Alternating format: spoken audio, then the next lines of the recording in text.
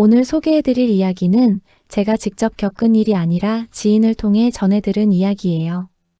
처음 들었을 때 한동안 말을 잃었습니다. 너무 평범한 삶 속에 숨어 있던 이야기였거든요. 경남의 작은 도시 어느 늦가을 오후였어요. 정순분 씨는 오랜만에 남편 서랍을 정리하고 있었어요. 퇴직을 한 달 앞둔 남편이 이것저것 서류를 꺼내놓으면서 한번 같이 정리해보자고 했거든요. 처음엔 그냥 좋은 풍경이었어요. 30년 넘게 함께한 부부가 나란히 앉아 종이 한 장씩 넘기는 장면. 그런데 서류 더미 사이에서 낯선 통장 사본 하나가 나왔어요. 숫자들이 적혀 있었어요. 큰 숫자들이. 그리고 그 통장 명의란에는 자신의 이름이 없었습니다. 이경수. 남편 이름 3글자만 있었어요.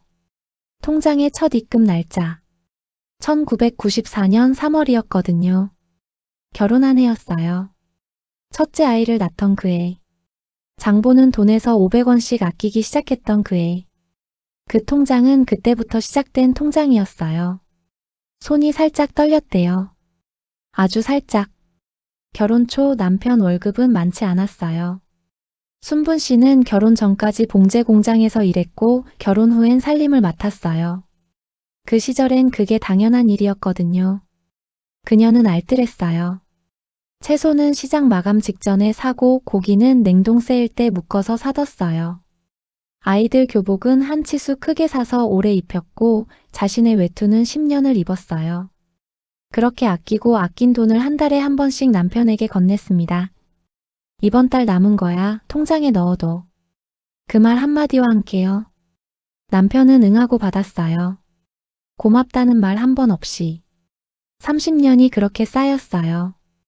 아이 둘 대학 보내고 작은 아파트 하나 마련하고 그래도 조금씩 남은 게 쌓여서 그 숫자가 된 거예요. 온전히 그녀의 손끝에서 만들어진 숫자가. 서류를 정리하다 잠깐 자리를 비운 남편이 다시 들어왔을 때 순분 씨는 아무렇지 않게 물었대요. 이 통장은 뭐야? 남편은 대수롭지 않게 대답했어요. 저축 통장이지. 내 이름은 왜 없어? 잠깐의 침묵이 있었대요. 아주 짧지만 무거운 침묵이. 원래 부부 사이엔 명의 하나로 하는 거야. 세금 문제도 있고. 그 말을 듣는 순간 순분 씨는 뭔가 이상하다고 느꼈대요. 설명이 너무 빠르고 너무 자연스러웠거든요. 오래전부터 준비한 답처럼. 그날 저녁 아이들이 잠든 뒤 통장 사본을 다시 꺼냈어요. 손가락으로 숫자를 따라가 봤어요.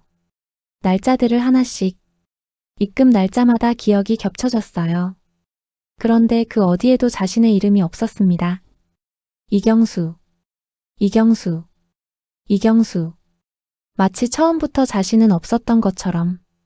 그 통장에 있는 돈 내가 모은 거 맞지? 같이 모은 거지. 근데 왜 내 이름은 없어? 그게 무슨 상관이야. 부부인데. 남편은 수저를 내려놓고 텔레비전을 켰어요. 대화가 그렇게 끝났어요. 순분 씨는 그날 하루를 이상한 기분으로 보냈대요. 혹시 내가 너무 예민한 건 아닐까?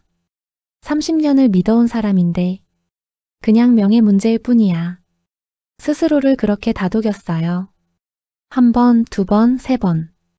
그런데 마음 어딘가에 걸린 게 있었어요. 가시처럼요. 말로 설명하기 어려운 그러나 분명히 거기 있는 그 느낌. 그 가시가 빠지는 데는 조금 더 시간이 걸렸어요. 밤이 달랐어요.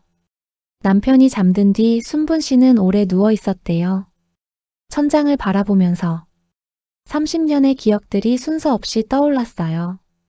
추석 전날 밤 부침개 부치면서 아꼈던 기름값. 아이들 겨울 코트 대신 자신의 점퍼를 3년 더 입었던 것. 친구들 모임에 잘 나가지 않았던 것도 식비 아끼려고 그랬던 거였어요. 근데 이상한 건 화가 나는 게 아니었대요. 오히려 무서웠대요. 이 사실을 30년 동안 몰랐다는 게 배신보다 더 무섭게 느껴졌거든요. 아무것도 몰랐던 세월. 의심조차 하지 않았던 세월. 그게 너무 길었어요. 그날 밤 새벽 3시까지 잠을 못 잤다고 했어요.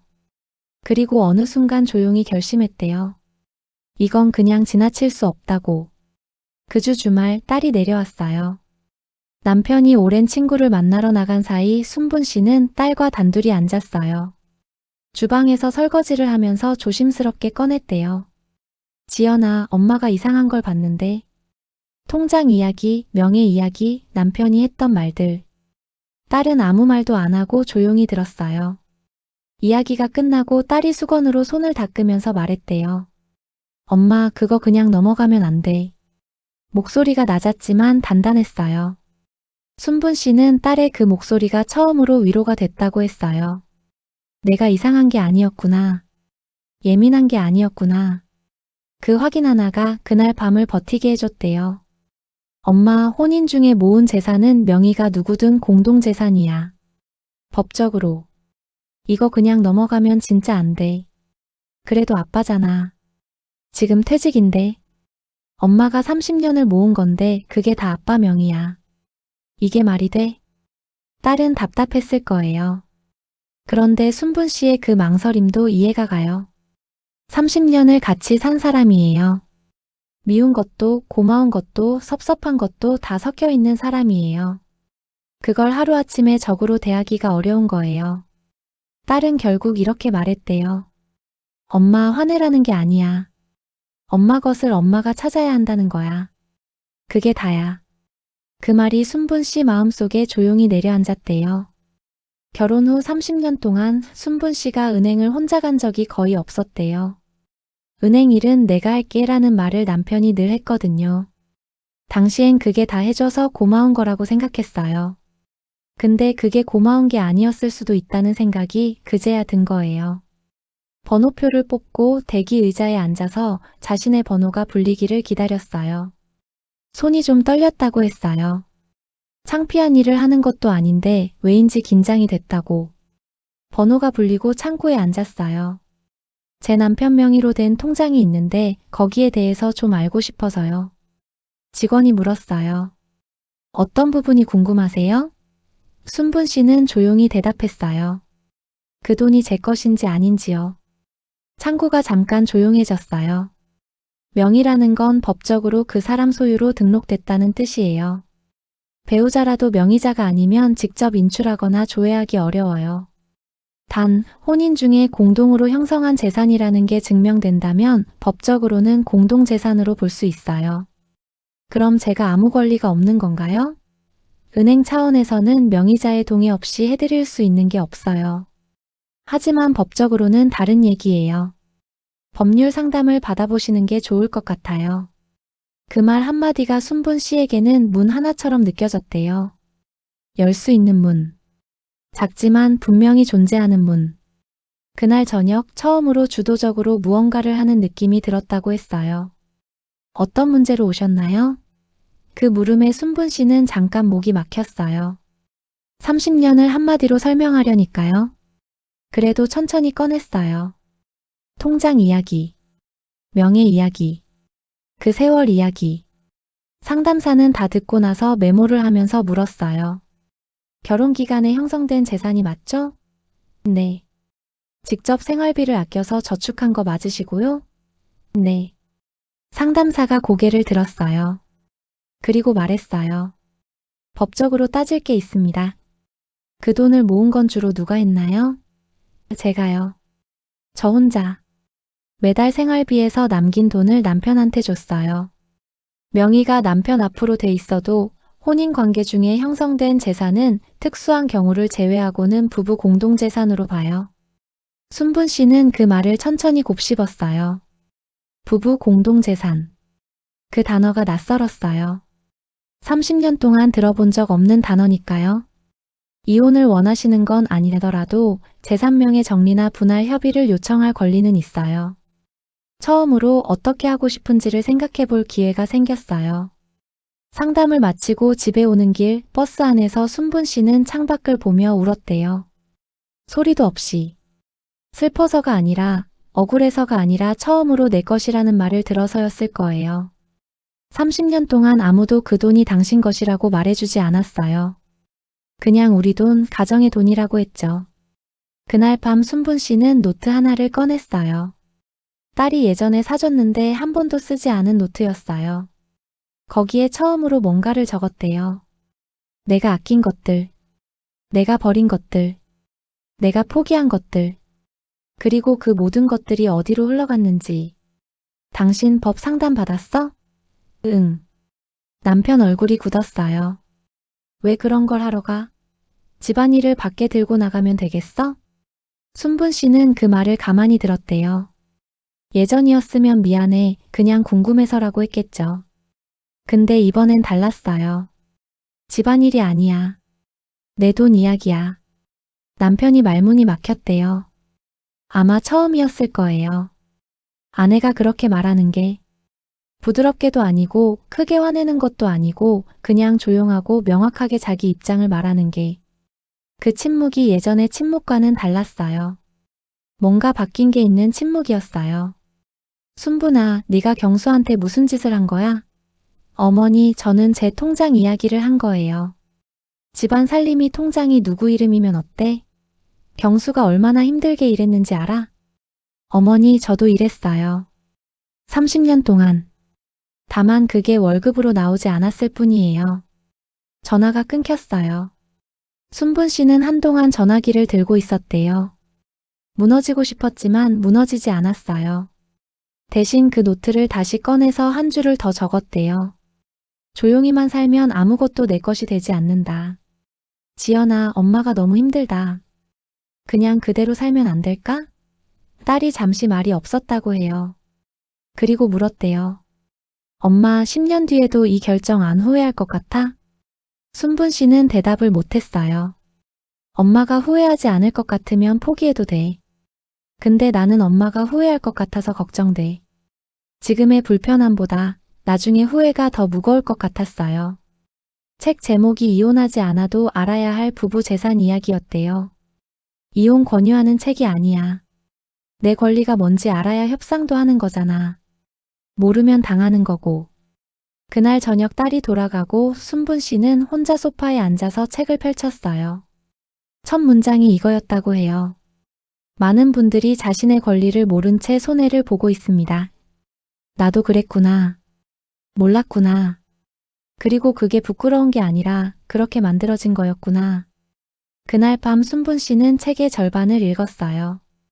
부부 재산, 혼인 중 취득 재산, 기여분, 재산 분할 청구권. 처음엔 단어들이 다 어려웠어요. 그래도 읽고 또 읽다 보면 뜻이 들어오더래요. 특히 기여분이라는 단어가 마음에 걸렸대요. 재산을 직접 벌지 않았어도 가사 노동과 생활비 절약으로 재산 형성에 기여했다면 그 부분도 인정받을 수 있다고 했거든요. 기여분. 내가 기여했다는 것. 어느 날 밤 남편이 불 켜진 거실을 봤대요. 순분 씨가 책 보고 있는 걸 보고 한마디 했어요. 뭐 봐? 순분 씨가 대답했어요. 공부해요.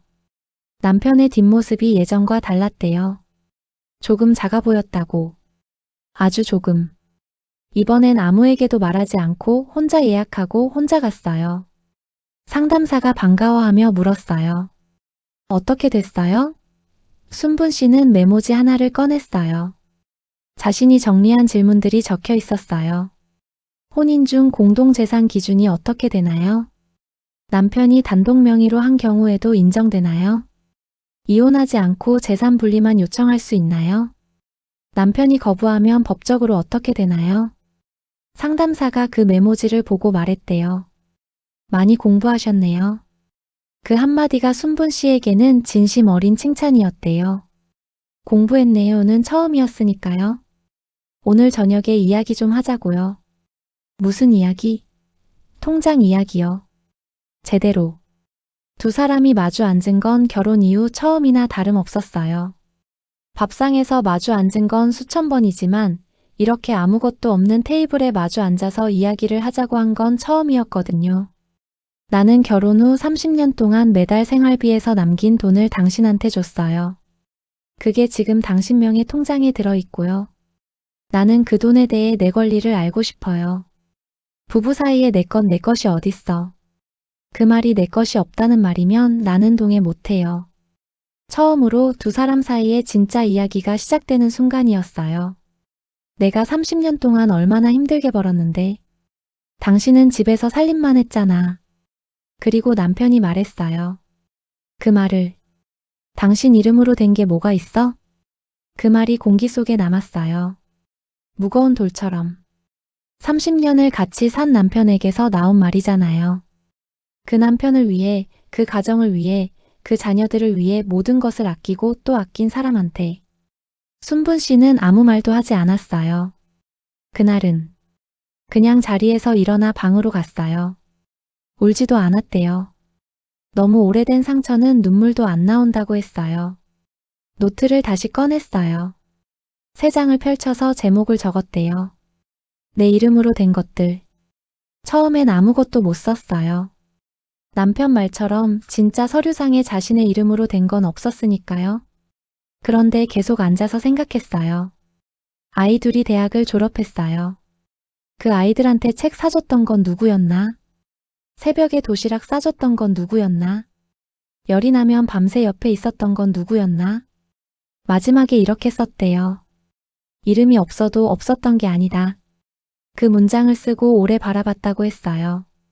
남편에게 문자를 보냈대요. 당신 명의 통장에 대해 이야기를 나누고 싶어요. 이혼을 원하는 게 아니에요. 다만 내 몫을 내 이름으로 정리하고 싶어요. 남편은 한동안 답장이 없었어요. 저녁이 되어서야 짧게 왔어요. 변호사한테 가봐. 그 문자를 보고 순분 씨는 오히려 마음이 정해졌다고 했어요. 시영이 예고 없이 현관에 나타났어요. 집안을 시끄럽게 하지 말아라. 경수가 얼마나 힘든지 아냐. 이 나이에 뭘 더 바라냐. 순분 씨는 조용히 앉아서 들었어요. 그리고 차를 내왔어요. 습관이 된 거죠. 어떤 상황에서도 일단 차를 내오는 게. 차를 내오고 마주 앉아서 순분 씨가 말했어요. 형님, 저 이혼하려는 게 아니에요. 제 이름으로 된 통장 하나 만들고 싶은 거예요. 그게 집안을 시끄럽게 하는 일인가요? 시영이 대답을 못했어요. 그냥 차 한 모금 마시고 일어났어요. 그 뒷모습을 보면서 순분 씨는 처음으로 이겼다는 느낌이 들었대요. 예전에는 뭔가 말할 때 항상 그게 있잖아, 어떻게 말해야 하나처럼 시작했대요. 근데 그 무렵부터는 그냥 바로 말했어요. 저는 이렇게 생각해요. 저는 이걸 원해요. 당신 요즘 이상해. 뭐가요? 예전엔 이렇지 않았잖아. 그게 문제였던 것 같아요. 자신을 작게 만들고 말을 줄이고 혼자 사귀고 그게 30년을 살아온 방식이었는데 그게 문제였던 거라고 드디어 스스로 인식한 거니까요. 사람이 변하는 건 어느 순간 확 바뀌는 게 아니에요. 이렇게 조용히 말 한마디씩 달라지는 거예요. 딸이 서울에서 내려와 같이 서류를 준비했어요. 순분 씨가 갑자기 조용히 웃었대요. 이 나이에 내가 이런 걸 하고 있다 싶어서. 딸이 말했대요. 멋있잖아. 신청서에 자신의 이름을 쓰면서 손이 떨리지 않았어요. 알면 덜 무서워요. 제출하러 가는 날 법원 입구에서 순분 씨가 잠깐 멈췄대요. 괜찮아? 응. 그냥 잠깐 숨 고르는 거야. 그리고 들어갔어요. 조용히 단단하게. 법원 복도에서 기다리는 동안 순분 씨는 말이 없었대요. 남편도 왔어요. 반대편 의자에 앉아 있었어요. 오랫동안 눈이 마주치지 않았어요. 조정실에 들어가서 조정관 앞에 나란히 앉았어요. 남편 측은 부부 공동으로 써온 돈이니 분리가 어렵다는 입장. 순분 씨 측은 기여도와 출처를 기준으로 일부를 정리해달라고 했어요. 순분 씨는 말을 많이 하지 않았대요. 필요한 순간에만 짧고 명확하게 덧붙였어요. 떨리지 않았어요. 이상하리만큼 차분했다고 했어요. 무엇을 원하는지 알고 있으면 무섭지 않더래요. 통장 전액이 아닌 일부를 순분 씨 명의로 이전하는 것으로 합의됐어요. 그 금액이 얼마였는지는 중요하지 않을 수 있어요. 중요한 건 이제 순분 씨 이름이 거기 붙게 됐다는 것이에요. 합의서에 서명하면서 손이 조금 떨렸대요. 이번엔 무서워서가 아니라 다른 감정 때문이에요. 아주 긴 이야기의 끝에 이르렀을 때 느끼는 그 감정. 딸이 달려왔어요. 어떻게 됐어? 됐어. 딸이 울었대요. 엄마는 안 울었어요. 드디어 자기 이름이 거기 있다는 것. 그게 다였어요. 통장 하나 만들고 싶어요. 제 이름으로. 새 통장이 나왔어요. 표지에 이름이 찍혀 있었어요. 정순분. 세 글자. 그 통장을 받아들고 잠깐 내려다봤대요. 말도 안 나오고 눈물도 안 나오고 그냥 그 이름을 봤어요. 30년 만에 처음으로 자기 이름이 찍힌 통장을요. 딸에게서 메시지가 왔어요. 엄마 이름 너무 예뻐. 그 메시지를 읽고 처음으로 웃었대요. 소리 내서. 드라마 같은 결말을 기대하셨다면 죄송해요. 이건 실제 이야기니까요. 남편과 극적으로 화해하지는 않았어요. 그렇다고 이혼을 한 것도 아니에요.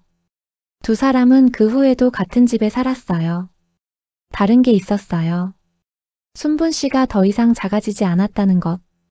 남편이 뭔가 말할 때 자동으로 수긍하지 않게 됐다는 것. 의견이 다를 때 그냥 사귀지 않고 말하게 됐다는 것. 모든 게 다 바뀌지는 않았어요. 그래도 예전으로 돌아가지도 않았어요. 순분 씨가 딸에게 한 번은 말했대요. 모든 게 다 바뀌지는 않아도 돼. 내가 바뀌면 되는 것 같아. 이 이야기를 처음 들었을 때 저는 한동안 말을 못했어요. 특별한 사람의 이야기가 아니잖아요. 아주 평범한 삶이에요. 결혼하고 살림하고 아이 키우고 나이 들어가는 이야기. 그런데 그 평범함 속에 너무 오래 감춰져 있던 것이 있었어요. 내 이름, 내 목, 내 권리. 누군가 알려줬으면 달랐을 것들이 아무도 말해주지 않아서 그냥 묻혀버린 것들이요. 이 이야기의 가장 무서운 부분은 배신이 아니에요. 가장 무서운 건 아무것도 몰랐던 세월이에요. 그 세월이 길면 길수록 뭔가를 알게 됐을 때의 무게가 다르거든요.